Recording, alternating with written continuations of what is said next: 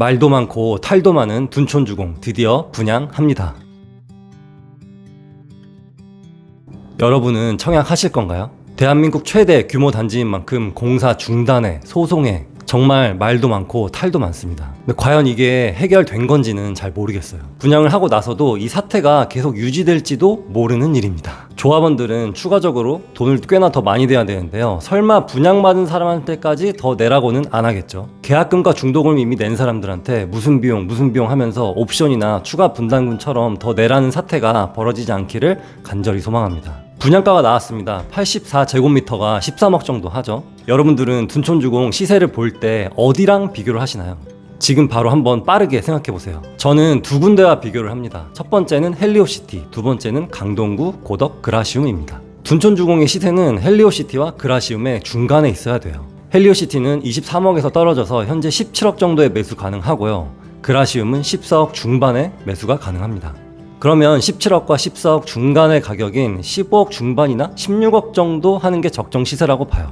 물론 현재 기준입니다. 그래서 제 의견은 분양가가 13억이면 괜찮고 어느 정도 안전마진이 있는 가격이다 라고 생각합니다. 그런데 문제가 하나 있는데요. 12억이 넘으면 대출이 안 나온다는 거죠. 대출 없이 올 현금으로 몇억 계약금, 몇억 중도금, 몇억 잔금을 내야 하는데 이렇게 10억이 넘는 현금이 있으신 분들이 많을까요? 어떨 것 같으세요? 많습니다. 네, 생각보다 돈 많은 사람들이 많아요. 그런데 여기서 또 하나의 퀘스천이 뭐냐면 이렇게 10억이 넘는 현금이 있는 사람들이 과연 둔촌주공을 사겠느냐? 바로 이겁니다. 아주 만약에 여기가 뭐 대출이 갑자기 된다는 조건으로 바뀐다 하더라도 13억 중에 6억을 대출 받는다고 치면 6억에 대한 이자 비용이 상당합니다. 또 게다가 실거주까지 반드시 해야 된다면 전세금으로도 어떻게 퉁칠 수 있는 기회조차 없는 거죠. 만약에 제가 13억을 어딘가에 쓴다면 저는 뭐 5억은 토지, 뭐 5억은 신축, 뭐 3억은 아파트 이렇게 분산을 할 것 같아요. 근데 하지만 오래전부터 이런 12,000세대의 초대단지에 사는 게 꿈이신 분들은 어떻게든 당첨되고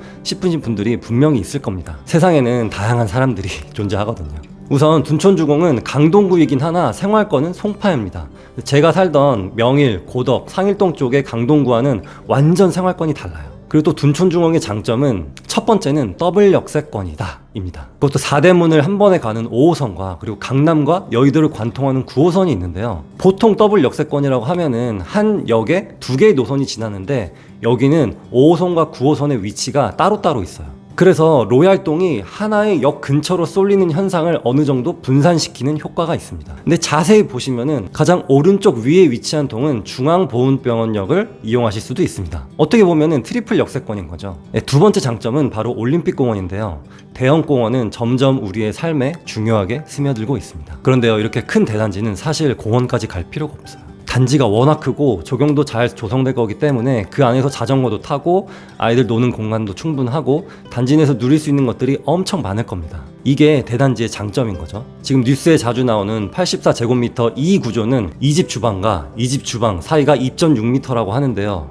왜 이렇게 설계했을까요? 주방 창문 위치를 좀 조절하던지 했어야 했는데 너무 욕심을 낸 설계라고 봅니다. 이렇게 설계하는 대부분의 이유는 하나라도 세대를 더 만들어서 분양 물량을 늘리기 위함입니다. 그래서 저는 좀 걱정되는 게 뭐냐면 집을 이렇게까지 꽉꽉 채워 넣는데 조경시설이 부실해지는 건 아닌지 이런 합리적 의심을 해보기도 합니다. 그렇지만 우리는 늘 약간 조금 다르게 생각을 해야 돼요. 질문 한번 들어볼게요. 여러분들이 주방에서 그 조그만 창문을 바라보는 시간이 하루에 얼마나 되시나요? 거실에 있는 큰 창문조차 바라보는 시간이 생각보다 많지는 않을 겁니다. 그렇기 때문에 이 주방을 통해서 어떤 프라이버시가 걱정되시는 분들은 조그만 블라인드나 커튼을 설치하시면 그 문제는 쉽게 해결이 됩니다. 그래서 이 구조가 어쨌든 뭐가 어쨌든 이 시세는 헬리오시티와 그라시움의 중간이다 라는 것은 변함이 없을 거예요. 그래서 제가 늘 말씀드리는 게 있죠. 바로 입지입니다. 여러분들이 만약에 청약을 희망하신다면 너무 그 구조에 신경 쓰지 마시고 그냥 내가 원하는 상품에 청약을 하시면 돼요.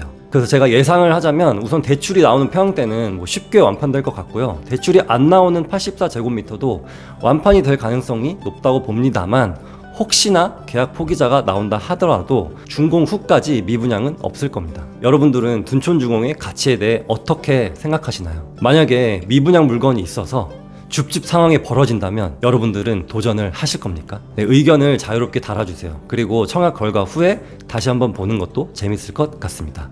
오늘 하루도 좋은 하루 되세요.